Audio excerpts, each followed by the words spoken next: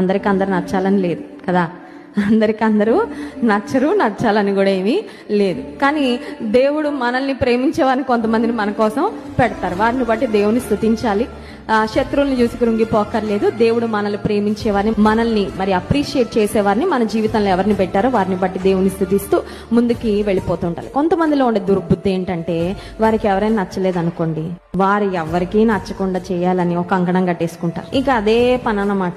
వారి గురించి అందరికీ చెప్పడం, అదేదో వారికి ఎవరో జాబ్ ఇచ్చినట్టు, శాలరీ ఇస్తున్నట్లు ప్రవర్తిస్తాం. ఓ మాట చెప్పమంటారా, ఎవరో గురించి, ఎవరిలో ఉన్న చెడ్డు గురించి డప్పేసే ఉద్యోగం, పని మనకు దేవుడు ఇవ్వలేదండి.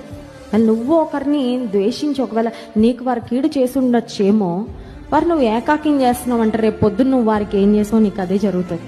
ఎందుకంటే నువ్వు ఏ విత్తనాన్ని విత్తుతావో అదే పంటకు వస్తావు. కానీ దేవుని బిడ్డల యొక్క లక్షణం ఏంటంటే, నేను దేవుని ఘనపరుస్తాను, నాతో ఉన్న వారు కూడా దేవుని ఘనపరిచేలా నేను ప్రోత్సహిస్తాను. స్తోత్రం చెప్దాం. హల్లెలూయా.